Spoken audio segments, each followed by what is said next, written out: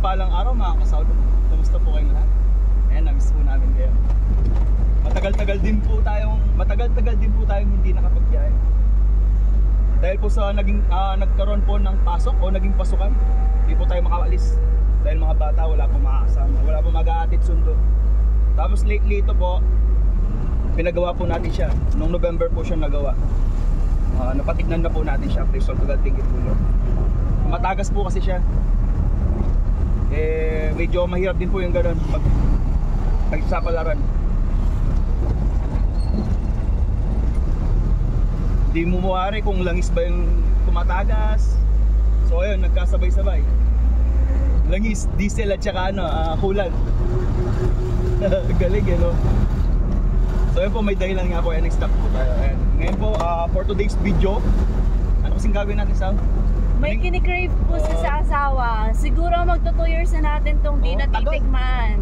Grabe! So ayan po, Uncle's John ba yun? Yan, fried chicken, oo. Tapos si Sal po, nag-crave po siya, spaghetti. Sabi ko yung spaghetti ng Jollibee. Siguro may manok sa Jollibee pero yung kinikrave natin yung Uncle's John. Paring Doc, shoutout sa kanya. Laging sa mga videos natin, laging naka-like. Isa may video po natin na yung birthday ni Sao na humba. Na-request po ni Paring Doc yun.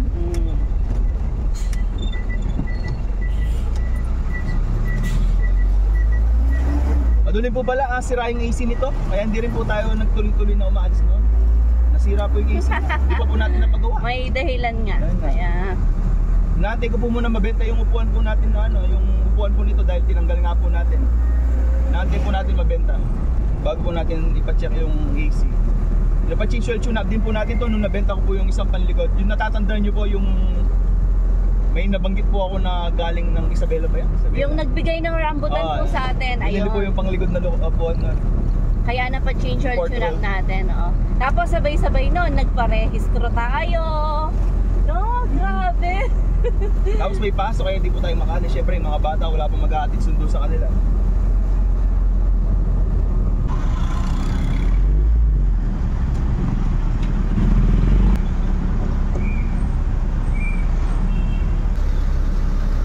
Good afternoon po.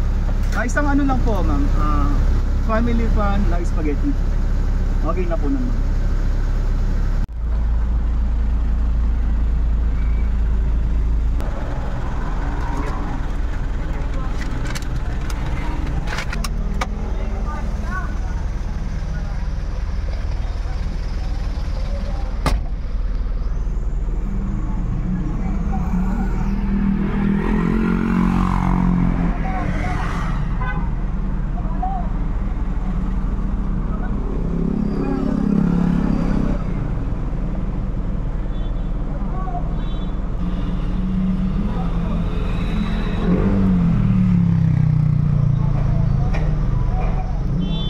Nga po pinababa na po natin si Sal para siya na lang po yung bumili. Kaysa po mag-park pa po tayo dun sa loob ng mall, may bayad pa yun. 30 pesos po at medyo pinanghihinayangan po natin ngayon yun. Tapos hindi pa natin alam kung meron magbabayad din ng 30 sa parkingan, kaya dito na lang po muna tayo sa tabi. Tapos pabili din tayo ng sundae kung meron. Yun lang.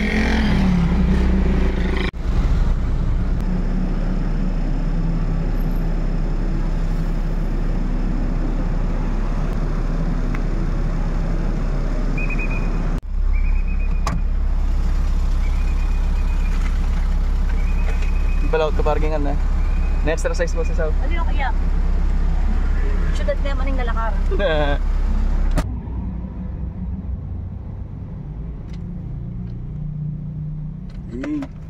Expect po talaga natin is kakain tayo sa harapan. Kaya lang ginabit po tayo. Maaga yung ano ngayon, yung hiningal ako. Hindi, nag-set up po kasi ako. Gawin mo pang dahilan yung pag-set up Yun nga po dahil yaman.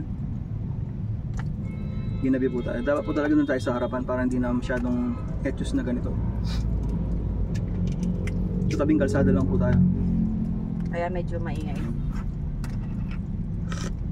Tapos rush hour. Tapos highway pa. O po, ito yung kinikrave ko. Si Sao yun. Wings. Highways. Pet.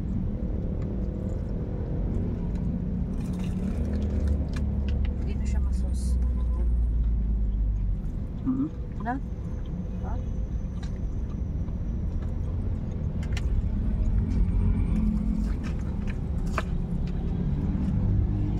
Sarap talaga ng ganito.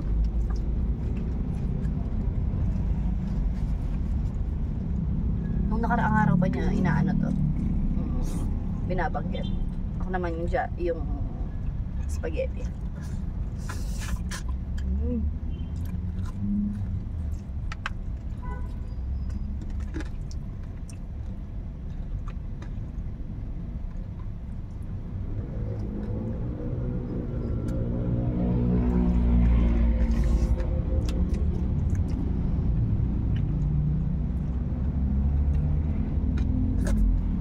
Medyo mainit lang.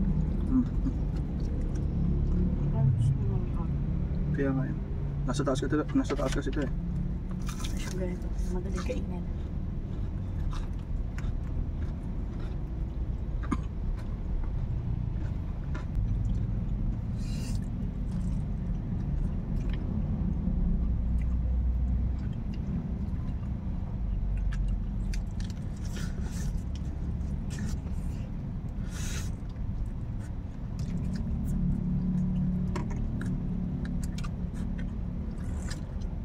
Sa mga bago po pala sa channel natin, yun nga po, talagang hindi po ako makain ng kanin. Kahit nung binata pa po ako, nung bago pa lang po kami sa South. Kumain lang po ako ng kanin nung na-force po ako, parang ganun. Nung nag-abroad po yung tatay ko, sabi ng nanay ko pag humingi po ako ng pera, kumain na daw ako ng marami, tapos kasi wala siyang ibibigay na pera. So yun nga po, tapos nung nagbinata na po ako, natanggal ko po ulit yun. Kasi nakain ko na yung gusto ko. Nung nag-asawa naman po ako ulit, kasi nga hindi po ako makain, tapos nakatira po kami sa binan ko, napagalitan po ako, ba't di daw po ako kumakain ng kanin na yung bigat ng trabaho ko. Kumain po ako ng kanin, yun po hanggang nagtuloy-tuloy po, tapos natigil po ulit. Kumbaga hindi po ako makain ng kanin, favorite ko po kasi is tinapay.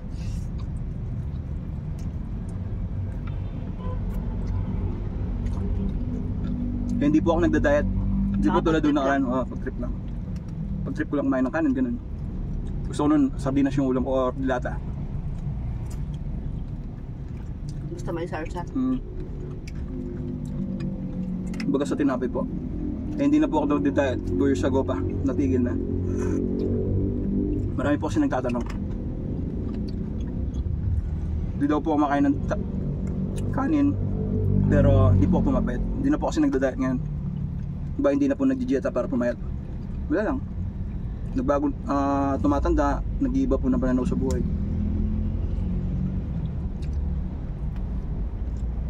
Dati kasi kaya napapayat po ako 2018, kaya kwentuhan po tayo ulit.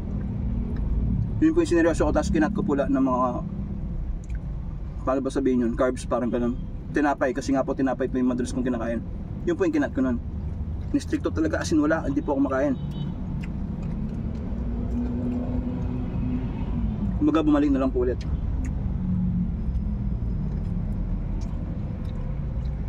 Yun nga po, habang sinusubukan po natin manahan na may kabanalan, habang inaantay po natin ulit yung pagbalik po ng Panginoon Diyos, yun po, ini-enjoy po natin yung blessing na binibigay niya, yung ganito po, yun. Kapahingahan.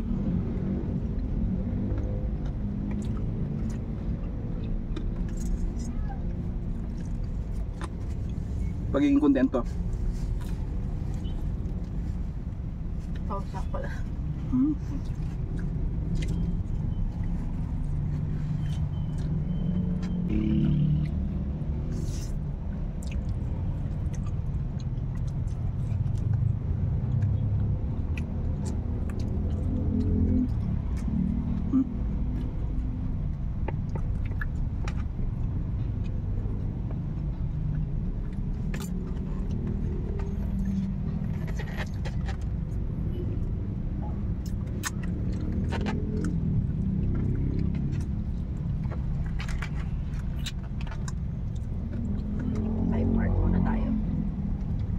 Sipa mo ko kanina.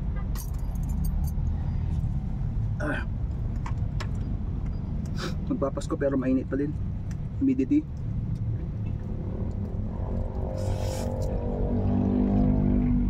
Pero may time na madalay. Anduran niya, no? Parang napadami ng pasta.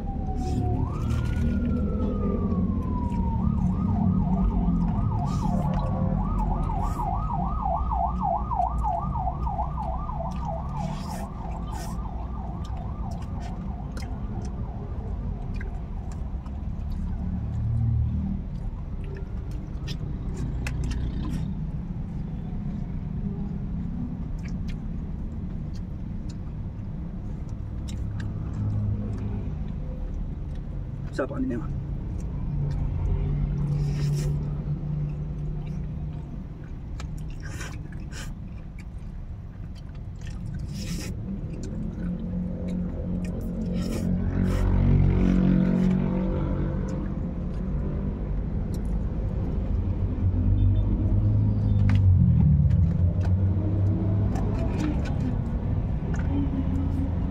Lagi namin sa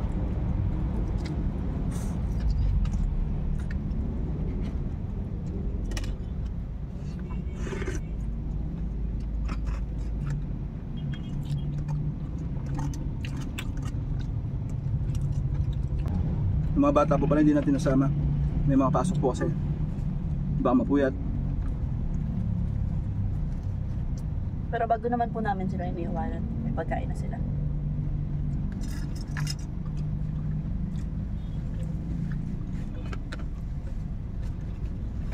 Tsaka kung wala man, nandun naman yung mates, yung lola nila.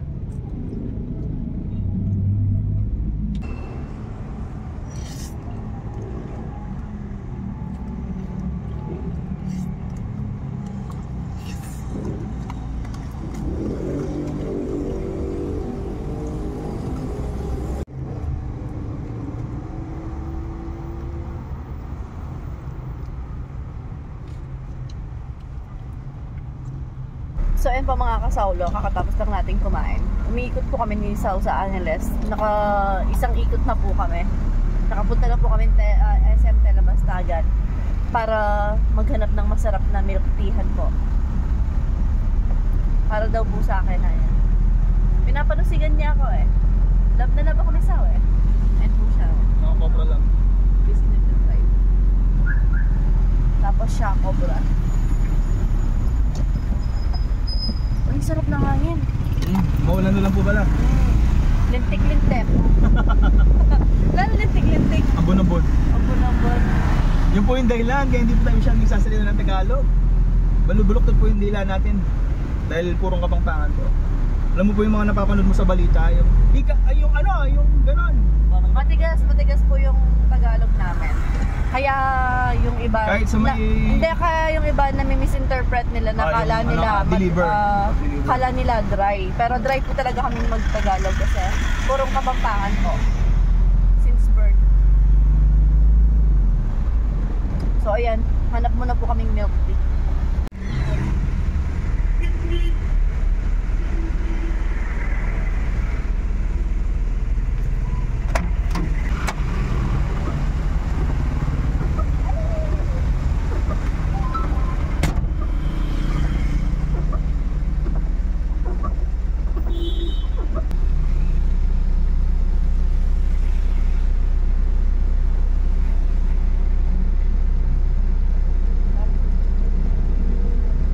Nagka-obra tayo kanina habang natin si Sau.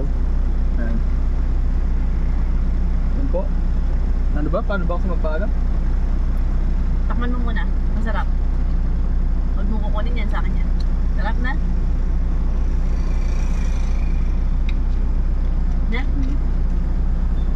Yan po mga kasalo. Hanggang sa muli. Ingat po ang lahat. God bless us God bless us all po. Bye! Paalam po.